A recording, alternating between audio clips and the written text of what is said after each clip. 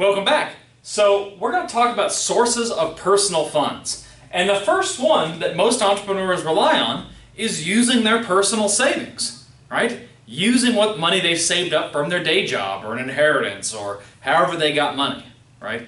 And I think, especially if you're going to look for debt or equity financing later on, it's important to show that you have some skin in the game, that you invested some of your own money, because that's going to encourage you to work harder to hopefully make that money back. So personal savings is a huge deal.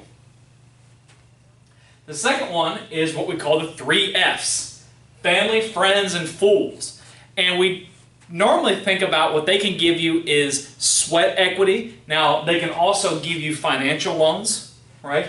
You can ask your family for a loan, you can ask your friends for a loan, or a fool for a loan. Keep in mind, though, there is nothing that tears apart a friendship or a family quicker than loans and financial stuff. If you don't pay that person back, or you don't pay them back in a timely manner, just kiss that friendship goodbye and it can tear a family apart.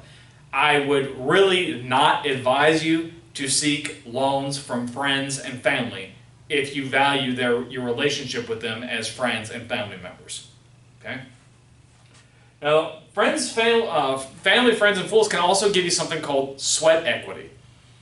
Sweat equity can be like you call your friend and just ask for advice. You know, it's almost like a free consulting service, right? Hey, buddy, I'm thinking about starting this business. What do you think about this? Can I pick your brain for a while? That's a free service.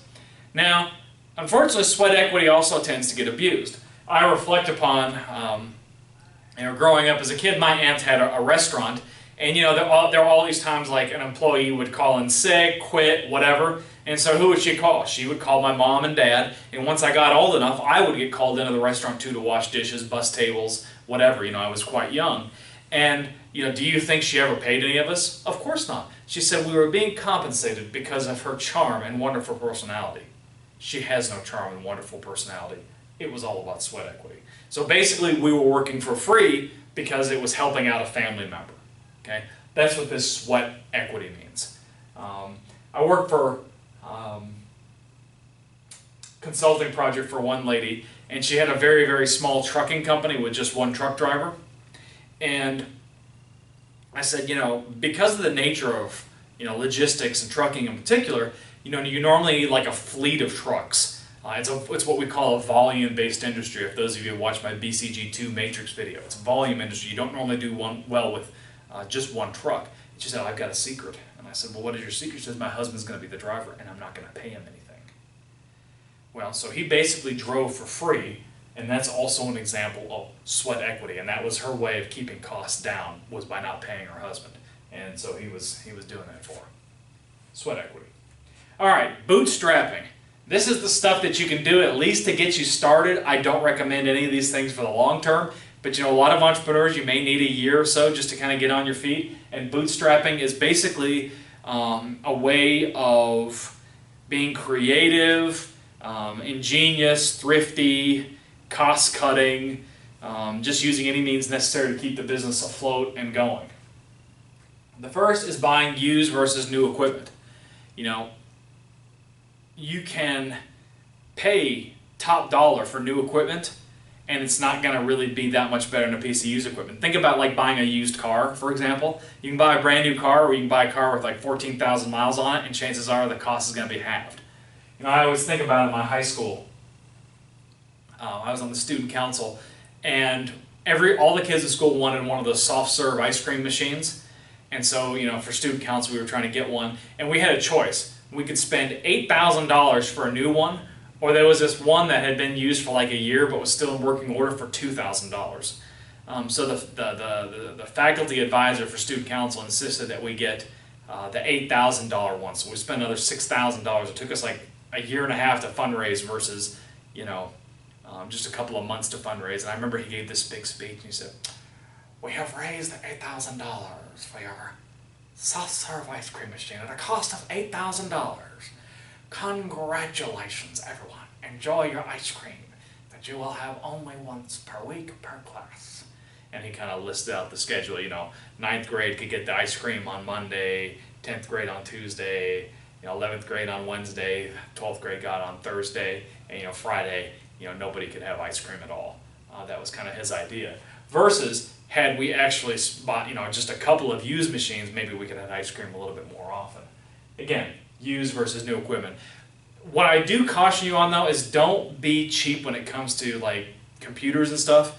I worked for this one lady and she bought all used computers, and so what she wound up having were 3 computers that were her business computers, and none of them worked very well. She'd been much better off just buying one computer that actually worked. But again, there's a lot of stuff that you can buy used and save money. Just got to do your due diligence. Payments in advance, I think, are always a good idea for entrepreneurs anyhow, whether you're bootstrapping or not.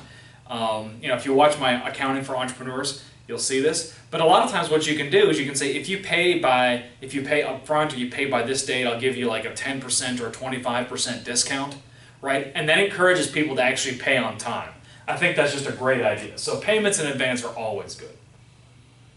Buying items cheaply. I mean, again, you can find stuff at TJ Maxx to decorate your office. You can find stuff on eBay. Just doing a little shopping around can help. You can also do bulk and coordinated purchases. Maybe it's not so much like you're buying bulk, everything for a year. I don't know if some of you have seen this German movie, Papa Ante Portas. It's a movie with Loriot, and the guy in that movie is forced to retire because he does logistics for this large manufacturing firm, and he realizes that he gets a discount on pencils, erasers, and printer paper if he buys like so much. And what he did is he bought enough, erasers, pencils, and printer paper for like the next 45 years because that's how much that he was able to save 25%. I would not recommend doing that. Okay, but what you can do is you can coordinate purchases with similar businesses. And here's an example. Where I live now, there's a guy that owns kind of a famous Chinese restaurant locally. So what he does is he has reached out to all the other Chinese restaurants in the city, and they do bulk coordinated purchases. So they all buy their rice from the same supplier. They buy all their meat from the same supplier. All the supplies they buy from the same person, and they all get a discount on it. Now you're thinking, why would you work with your competition? We have to think about restaurants. Like, they're not exactly competing against each other. This guy that owns this one Chinese restaurant, it's on one part of the town, and the other Chinese restaurants are in other parts of town. Most people aren't going to drive 12 to 15 miles for a Chinese restaurant, right? They're going to go to one kind of near their house. And so he doesn't really see them as direct competition. And so that's why, these coordinated purchases can be very useful. Okay? Minimizing personal expenses. Be careful on this one. One of the biggest causes of entrepreneurial burnout is when you don't pay yourself. Okay? A lot of times if someone wants to be an entrepreneur, I say, I'm looking at your numbers, and don't be an entrepreneur. You're better off taking a day job. You'll be happier. You'll have health insurance, 401k, whatever. You're giving up there comes a point where being an entrepreneur is not a financially viable option for you. And I probably shouldn't say the name of the restaurant, but I was listening to an NPR. This is a very famous restaurant in Los Angeles. And they interviewed the girl that was running it now, and she talked about how it had been her parents' restaurant, how they never made any money.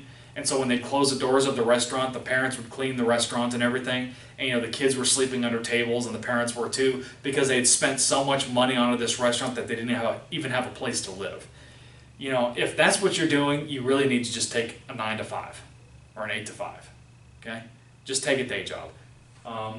This minimizing personal expenses, I got it. You may need to make ends meet this one time, and so you've got to cut corners, but don't make this a long-term strategy. Just don't.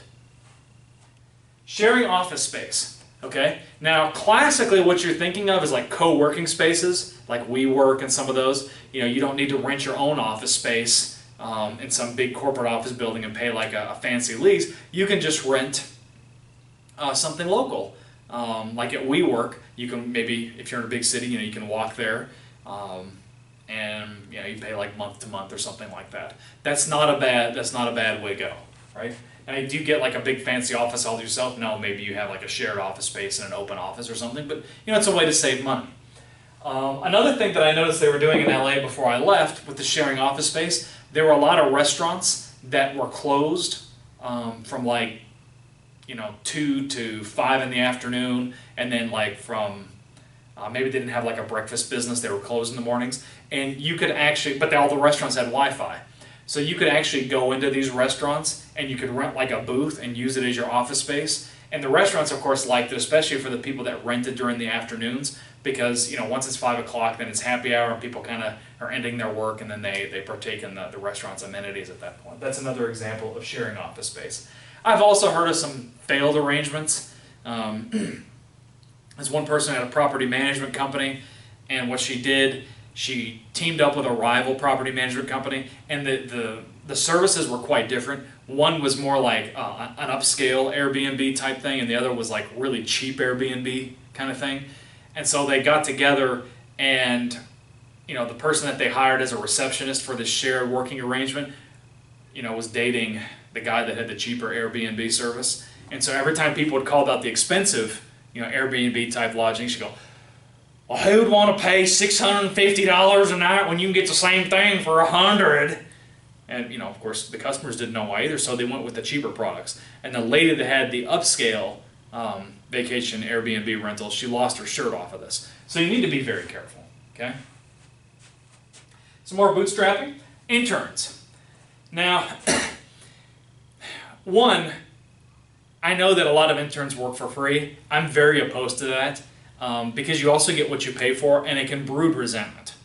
I would avoid getting free help from interns, right? I would pay them at least something. Now, interns you can pay a little bit less, but you have to remember, young people make mistakes. And I don't mean just young people like teenagers or undergrads, but if you're hiring an MBA student or a master's student as an intern, again, they're still going to be on the younger side, and they're going to make mistakes. They can't do everything. And the point of an internship also really isn't so that you can save money on employees, but you're supposed to be helping to develop these people. I mean, yeah, you're working them too, but you're helping them develop and grow personally, intellectually, and professionally. I frown on using this as a bootstrapping method, but it does exist. Okay? And then leases, that's another option. Maybe you don't have a lot of cash up front, but you can lease equipment, you can lease office furniture, you can lease computers, you can lease cars. There's all sorts of things that you can lease. Now, the month-to-month payments that you make on the leases are usually going to be higher than if you just bought the equipment, and even if you did like a financing piece on that equipment. But again, it keeps you from having to pay for the stuff up front. And of course, normally at the end of a lease, you have the option to buy whatever it is you've leased, normally at a fair market price. The other advantage of leasing is, let's say your business closes after 2 years, as long as you can finish paying out your lease, or if there's an escape clause in your lease, you're not on the hook for all that equipment. So that's another advantage. But if you think you're going to be around for a while, I would recommend buying if you can actually pull it off. Well, I hope you've enjoyed this video. In the next video, we're going to talk about equity funding versus debt financing. As always, give me a like, that's a thumbs up on this video. Make sure you subscribe and comment down below if you have any questions or anything like that. Oh, and by the way, I always ask my viewers this. Do any of you have any colorful stories about bootstrapping? I love to collect these stories because I love sharing with my students, and it'd be kind of fun to share them with YouTube. So if you have a story about somebody who did something weird with bootstrapping, let me know in the comments down below. I'll see you next time.